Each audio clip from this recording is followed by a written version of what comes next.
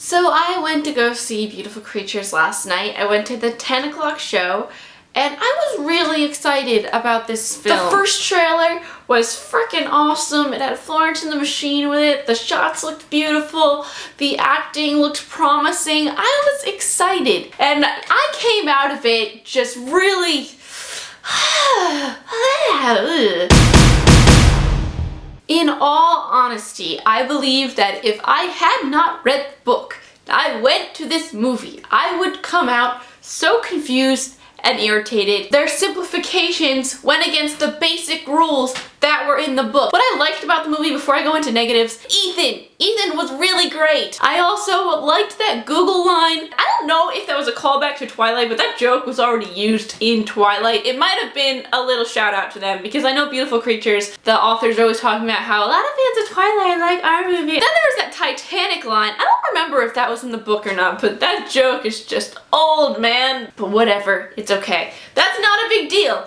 Now there are a few rules in the caster world. There are not many, but there's a premise that the entire, at least first book is based on, but the series runs on it too. Once you turn 16, you either go light or dark. Some people have a choice, but for the Duquesne family, there is no choice. Also, in the book, it specifically talks about how neither of them have accents, but they both have accents in the film. Pretty strong accents, actually.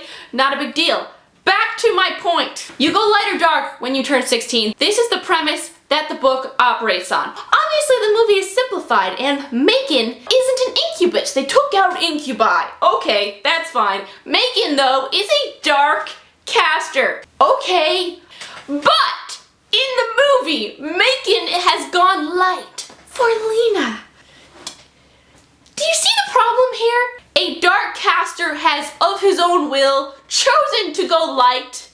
The whole premise is that if you are a dark caster, you cannot go light. You go dark, and that's it. That's why it's such a big deal that Lena might go dark, because she'll turn into a monster. Why do we care then if Lena goes dark? Because she could just always be like Macon and go light. Also, this is completely contradicted by how Ridley goes dark in the film. Now, we know that Ridley doesn't want to be dark. She kind of fights against it. She's not that dark. She plays little stupid pranks on people. Yes, sometimes they're really obnoxious and annoying, but she doesn't kill people. She doesn't immediately, once she turns dark, catch the eye of some poor soul across the train tracks. Come hither to me. Stop on the track so the train can come and hit you, and I can just laugh in joy of evil. That's why we care about the dark characters in the book at all, because they fight against it and they're helpless from it. It just goes against kind of what the book is saying, how there's light and dark in everyone, and you have to fight to be light, to be the better person, but they have no choice in the film. They're completely overpowered just immediately, and that goes against what the other thing they're saying in the film is that a dark caster can choose to be light. What the fuck? That doesn't make sense. It's lazy writing. It's a continuity error. Going back to Ridley, how they showed her claiming. The claiming was at night, which, you know, that's when you expected claiming to be, not how it is in the finale scene, and it's all daytime. And for some reason, Lena's family has gathered in Lady Gaga outfits to discuss what's going down. Ridley's opening scene, she comes driving by in that car, and I'm excited because I'm like, oh yeah, here's Ridley. And then that policeman comes up behind her. Another thing about the film, there are no limits on people's powers. Now in the book, this is a smaller problem because there are some limits, but in the movie, they just let them run rampant. There's a policeman behind her, she looks at him, ha ha ha ha, and just by looking in the mirror at him, kills him, flips the whole car off the road. Does that seem like something a siren would do? Would Book Ridley not wait and get pulled over and then take out a fucking lollipop and sucker him into leaving her alone and just zooming away? She gives us no reason to feel sympathy. They didn't have the song, the 16 Moons song, which is a very strong, reoccurring motif in the series, because they didn't have Ethan's mom. Ethan's mom is just completely cut out of the storyline, and she is a big emotional part of this series. Ridley's eyes. Ridley wears these sunglasses indoors for a decent period of time before taking them off, and her eyes just flash, and then she goes back to normal eyes. Why the fuck are you wearing sunglasses indoors if your eyes don't actually glow yellow? I just really didn't like what they did with Ridley's character. I didn't like how her relationship was with Link. There was that really weird scene where they were making out and then they zoomed out and they were on some raft in some weird lake full of, it looked like slithering monsters. Cringe. Since it appears that they're not going to do sequels, I don't know why they didn't use Seraphine as an example of what going dark is like. That would have made us sympathize. That would have hit our hearts because Seraphine's story was heartbreaking. I really didn't understand in the film watching it. Do you think you would have felt Seraphine as a threat? We didn't have that scene where she was trying to get into Lena's head and Lena was writhing in pain and such. What was the threat from Seraphine? What was she doing exactly? Also, when Miss Lincoln comes to Ethan's door and the door is locked, what's that supposed to be? Who locked the door? Why won't it open? Because apparently Ethan's mom is not a part of this story. They cut out Ethan's father, who is a big emotional tie to this series for me, especially the first book. They mentioned how he doesn't come out of his room. I don't know why they even mentioned that because they did not follow through with it. And then we have that whole thing at the end that makes us emotional in the book, how Ridley is making his dad commit suicide. That is just not in it at all because Ethan's just cut out at the end because apparently Lena has the power to take away memories. Jumping to the end, Ethan gets shot, but Ethan is actually Macon because apparently Macon has the ability to shapeshift or create illusions. Now, we know from the book that that's Larkin's ability, but in the film, Larkin is never introduced as an illusionist or whatever the hell he is. So the end is never foreshadowed in the film. If you're gonna have some weird twist like that, you need a drop. There needs to be something, or else the audience has no idea how that happened. There's no spell book of things that these casters can do, so you have to give them power brackets of what they do. You can't just make all the characters all powerful. If there's no limits on the characters, then why can't they just all destroy each other? Tell me how! How did Lena destroy Seraphine at the end of this film? The most powerful dark caster in the world doesn't defend herself against her 15-year-old daughter. She doesn't show any strength. She stands there and stares at her, scared, like shaking in her boots. Why? How is she a villain at all? Then we have Emmy Rossum, or Ridley, whatever, watching Lena do at the moon. There's this noise. I don't know what happened. Did the moon split? Did Lena bring the cloud across the moon like she actually does in the book? Doubtful, because apparently she's already claimed herself, when it's in the book she just put off claiming, which was horribly anticlimactic when I read it. I was just like, are you kidding me? We spent this whole bajillion pages waiting for you to be claimed and then you just pull a cloud in front of it? Cool. Also, there's no threat in this film that if she claims herself light, the dark will die off. That is never stated, and if it is not stated clear enough for people who haven't read the book. I didn't hear it, and I was watching. Seraphine didn't set anything on fire. Nothing happened. They all stared at each other. She's pushed out of Mrs. Lincoln, and apparently Seraphine is a CGI ghost woman.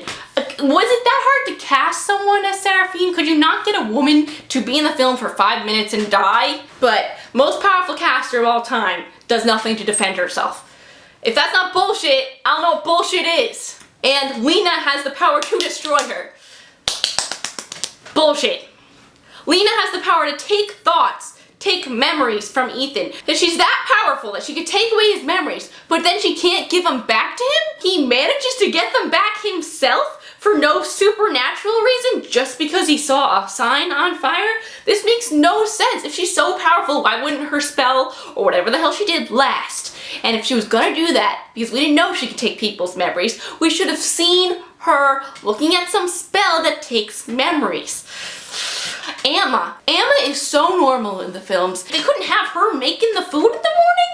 Ethan had to be doing it? What, were they afraid of it being some weird prejudice stereotype shot? Because it's a film, and That's what makes her character so motherly. The idea that she was even a seer in the film was irrelevant. They took out all the fun parts that are in the book. There's fun, stupid parts with Emily Asher and Savannah Snow and Lena kind of playing pranks on them and stuff. And then the dance, they have the nerve to put in the idea that we're gonna see the dance, because Ethan's like, oh, we can go to the dance, and I'm like, yay, the dance scene, super excited for that one.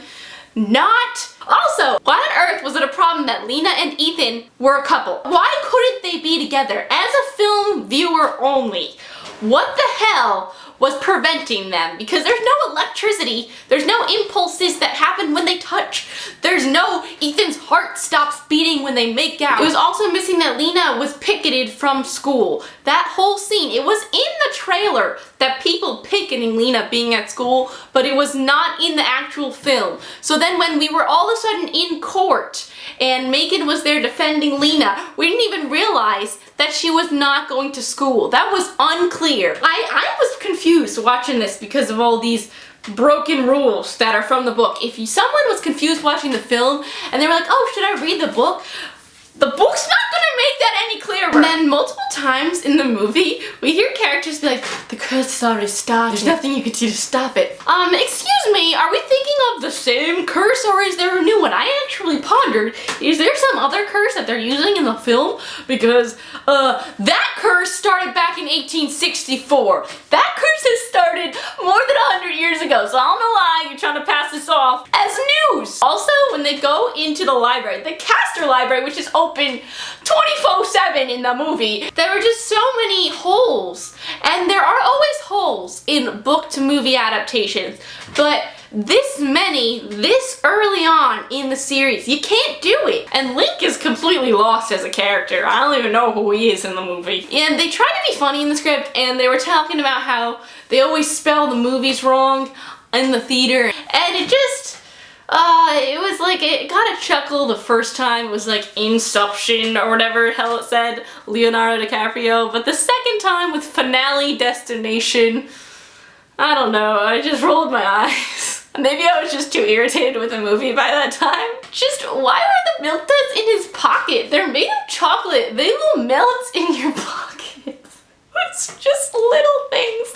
The further I got into the movie, the more the little things just ticked me off. I did like that line when Ethan touched the book and there was that power zap and Emma was all, what do you not understand about if you're not a caster, you can't touch the books? I think the acting was great. I think the cinematography was good. I think it was directed well.